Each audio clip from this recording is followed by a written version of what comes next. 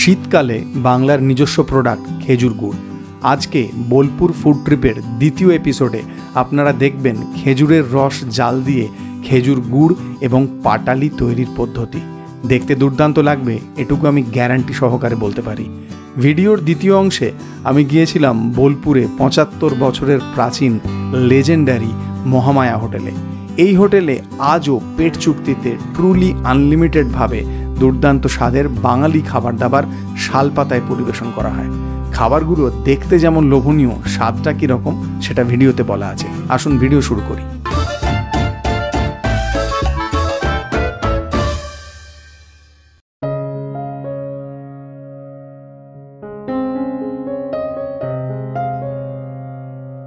ঘড়িতে এখন সময় ৫:৩৮, ভোরবেলা। আর আমরা দুই বঙ্গ সন্তান রিসর্টের পার্কিং থেকে গাড়ি বার করে বেরিয়ে পড়েছি। এই জায়গাটা সোনাঝুরি হাটের একদম পাশে। আমি ক্রিস্টালো রিসর্টে উঠেছি, সেই রিসর্ট একদম সোনাঝুরি হাটের পাশে। শীতকালে এখনও সূর্য ওঠেনি, এই সময় বেরিয়ে কোথাও যাওয়ার এক্সপিরিয়েন্সটা দারুণ, বেশ একটা সুন্দর লাগে। ভোরের আলো মানুষের মনে একটা প্রশান্তি দেয়, আমারও বেশ দারুণ লাগছিল। যাই হোক, এবারে আসল কাজের কথা বলি। এই মুহূর্তে আমি চলেছি খেজুরের রস থেকে গুড় জাল দেওয়ার প্রসেস দেখতে এবং আপনাদেরকে দেখাতে। একটু আগে কোপাই নদী যাওয়ার পথে অনেকগুলো এরকম রস জাল দেওয়ার লোকজন বসে, তাদের কারো কাছেই যাব। এই দেখুন, কথা বলতে বলতে পৌঁছে গেলাম। রস জাল দেওয়া হচ্ছে, জাল দিয়ে বেশ সুন্দর একটা ক্যারামেলাইজড কালার এসে গেছে। এখন ওয়েদারটা এমন, এখানে পাশে বসতে বেশ ভালো লাগছে। আর ১-১.৫ ঘন্টা পরে হলে এই আগুনের তাপটা সহ্য করা যাবে না। হ্যাঁ, ঠান্ডা এখন পরে নিচে যাবে। দেখি, আমি এখানে এসেছি ইনস্টাগ্রামের থেকে, এই ছেলেটি এসেছে, জিশানস ওয়ার্ল্ড, তাই তো? আচ্ছা, দেখবো নিশ্চয়ই, আপনারাও ফলো করবেন জিশানস ওয়ার্ল্ডকে। অনেক ভোর থেকে এসেছে শুনলাম, আর দারুণ সব ইকুইপমেন্ট নিয়ে এসে হাজির হয়েছে। এখন আমরা রস খাবো। রস কত করে বিক্রি করছেন? 10 টাকা গ্লাস। এটা একদম পিওর রস হবে তো? আপনি খেয়েছেন? আমি এখনো খাইনি, তবে আমি পুরো সকাল থেকে আছি, তো আমি দেখেছেন প্রসেসটা, কিছু সবকিছু আমি মানে কভার করেছি। আচ্ছা, এই হচ্ছে আমাদের খেজুরের রস, ছাঁকনিতে করে সুন্দরভাবে ছেঁকে দেওয়া হচ্ছে। কোপাই নদীর যে ভিউ পয়েন্ট, সেই রাস্তায় যাওয়ার পথে এই হচ্ছে টোটনদার জাল দেওয়ার জায়গা, রস জাল দেওয়ার জায়গা। টোটনদার নম্বর এখন স্ক্রিনে দেওয়া আছে। বিরাট প্রমোশন হয়ে গেল। আমি পয়সা ছাড়া এরকম প্রমোশন করি না, তোমার বিরাট প্রমোশন করে দিলাম। আরে বাবা, ওইখানে ড্রোন টোনও সব কিছু ওড়াবে। খাওয়া জায়গা রসটা একদম পিওরেস্ট ফর্ম। মানে খেজুরের যে সোঁদা গন্ধ না, এখনও মানে মনে হচ্ছে যেন রসটা জাস্ট নামিয়েই দেওয়া হচ্ছে একেবারে। রস জাল দেওয়ার জন্য যে উনুন জ্বলছিল, আমি তার পাশে গিয়ে বসে পড়লাম উষ্ণতার জন্য। এইরকমভাবে উবু হয়ে বসবেন, এই উনুনের থেকে তাত আসবে।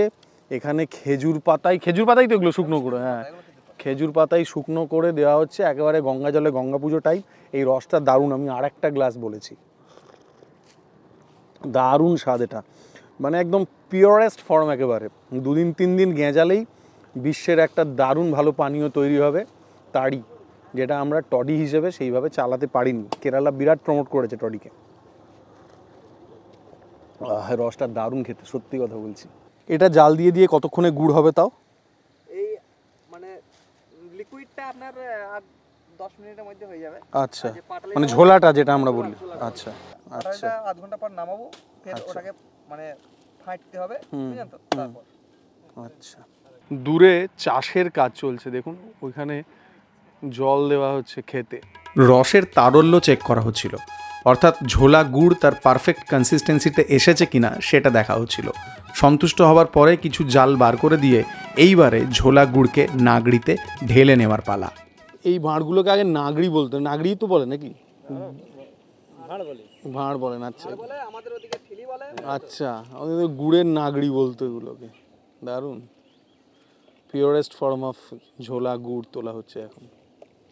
এবারে পাটালি হবে। এবার পাটালির তাকটা হচ্ছে। পাটালির জন্য তো আরো পাকাতে পাকাতে আরো ঘন করে ফেলতে হবে। মানে পুরোটা বেশি হবে না।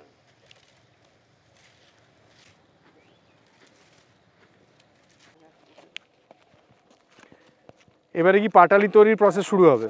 পাটালি তৈরির প্রসেসটা শুরু হবে। আচ্ছা, প্রথমে উনুন থেকে গুড়টাকে সরিয়ে নিয়ে গিয়ে কিছুক্ষণ ঠান্ডা করা হলো। তারপরে এই পাত্রটাকে একটু হেলিয়ে দেওয়া হলো। এবারে ইমপিউরিটিস বার করার পালা।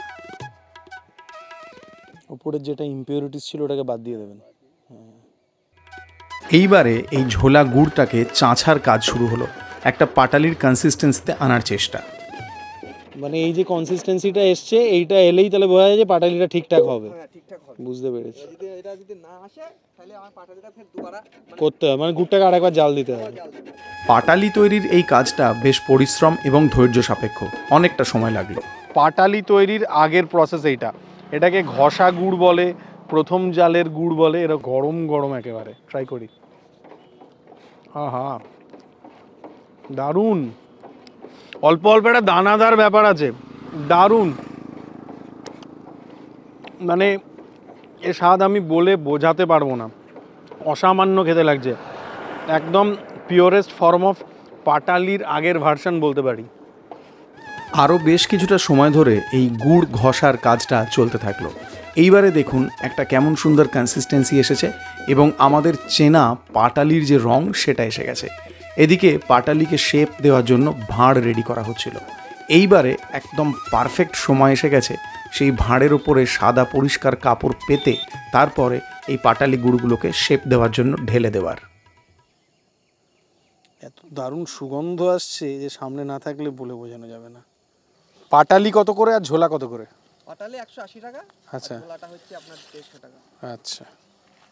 এই পাটালি গুড়গুলো আগের দিনের রেডি হওয়া পাটালি গুড়, আর এই ঝোলাটা আমার চোখের সামনে রেডি হয়েছিল। এইসব কিনে নিয়ে আমি রিসর্টে ফেরার পথ ধরলাম। আপনাদের সাথে আবার আমার দেখা হবে লাঞ্চের সময়। এবার একটু ফ্রেশ হয়ে নিই।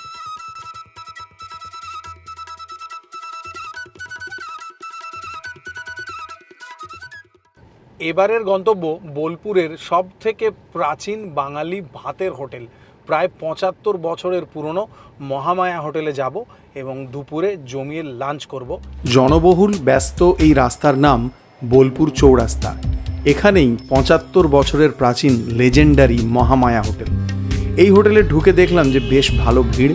আপনারা একবার মেনুটা চেক করে নিন, আমি ততক্ষণ এখানে কুপন কেটে নিই। এখানে আগে কুপন কেটে নিতে হয় আপনি কি খাবেন না খাবেন সেটার জন্য। এই হোটেলের সেট আপটা আমার দারুণ লাগলো। বড় বড় বেঞ্চি পাতা আছে, বালতি করে খাবার পরিবেশন করা হচ্ছে, একেবারে 70-80 দশকে পুরনো অনুষ্ঠান বাড়ির মতো। আর বাঙালি খাবার এখানে শাল পাতায় পরিবেশন করা হয়, দেখতে একটা আলাদাই মাধুর্য আছে। আর কিছু খাবার যখন পরিবেশন হয়ে চোখের সামনে আসে তখন বোঝা যায় যে সেই খাবারগুলোর স্বাদ কেমন হতে চলেছে। বোলপুর শহরে এই হোটেলের জনপ্রিয়তা বিপুল। এখানে যে বসার ব্যবস্থাটা সেটা আমার দারুণ লেগেছে, পুরনো দিনের বিয়ে বাড়ির মতো। বড় বড় বেঞ্চি পাতা আর একদম গরম গরম খাবার পরিবেশন হয়েছে। মুসুর ডাল আর পাঁপড় ভাজা দিয়ে শুরু করলাম, ভালো খেতে ডালটা। আর এখানে মাংস বা মাছ আর ডিম যেটা আপনি চয়েস করে নেবেন সেটা বাদ দিয়ে বাকি সব খাবার আনলিমিটেড, মানে একদম পেট চুক্তি, যতক্ষণ পারবেন খেয়ে যাবেন। আগেকার দিনে বিয়েবাড়িতে যেরকম লোকের যাচিয়ে যাচিয়ে খাবার খাওয়াতেন, এখানকার সিস্টেমটা একদম দারুণ, সেই রকমই আমার দারুণ লেগেছে। মুসুর ডালটা ভালো খেতে, রাঁধুনি ফোড়ন দিয়ে বানিয়েছেন, ওপরে হালকা করে কালো জিরে, বেশ সুন্দর, দারুণ। একটা কোনো পাঁচমিশালি সবজি আছে, এর মধ্যে কুমড়ো আছে, পটল আছে এবং আছে সয়াবিন। এই সবজিটা খাওয়া যাক।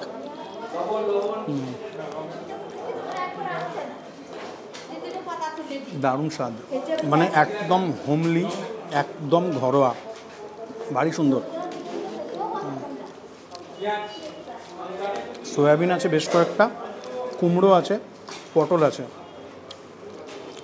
ঘরোয়া স্বাদ বলছি, হোমলি, কিন্তু তার মানে এরকম নয় যে স্বাদটা কোনো অংশে কম, স্বাদ কিন্তু সত্যিই দারুণ।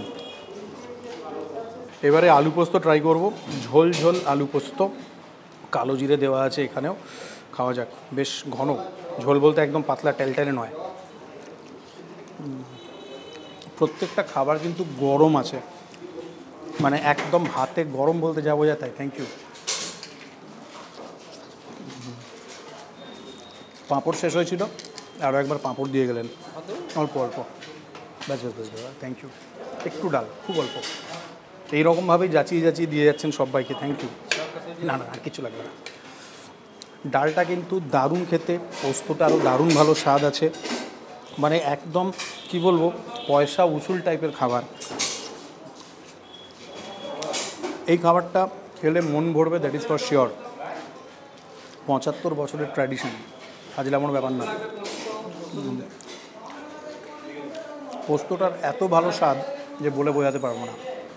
আর দিও না দাদা, আমি আর খেতে পারবো না। পোস্তর তরকারিটা খেতে দারুণ, হালকা ঝোল ঝোল, কালো জিরে দেওয়া, সর্ষের তেলের রান্না, আর এই পোস্তর তরকারির নিজস্ব যে স্বাদ থাকে সেটা সুন্দর। খাবারটা খেয়ে এমন মনে হবে যে আপনি আপনার নিজের বাড়িতে দুপুরবেলা জমিয়ে বসে খাচ্ছেন। দারুণ সুন্দর খাবার। খাসির মাংসের ঝোল, আহা, একেবারে রবিবারের দুপুরে নিজের বাড়ির কথা মনে করিয়ে দেবে। 2 পিস থাকে পোরশানে, মোটামুটি স্ট্যান্ডার্ড পিস। খাসির মাংসে মনে হয় আলু থাকে না, শুধুই ঝোল আর 2 পিস মাংস। ঝোলের টেস্টটা একদম হালকা পাতলা, পেঁয়াজ আদা রসুনের সুন্দর ঝাঁঝ, সুগন্ধ, হালকা ঝাল ঝাল একটা উষ্ণ ব্যাপার, গরম মশলার হালকা ঝাল ঝাল, বেশ একটা চিটচিটে টাইপের ঝাল, কাঁচা লঙ্কা টাইপের। মাংস একদম নরম তুলতুলে সুন্দর সুসিদ্ধ মাংস। এমন একটা খাবার এতই হোমলি, এতই ঘরোয়া, কিন্তু তার এতই ভালো স্বাদ যে আমি বলে বোঝাতে পারবো না। অতিরিক্ত ভালো ভালো বললে আপনাদেরও সন্দেহ হয়, কিন্তু যারা খেয়েছেন এখানে তারা জানেন।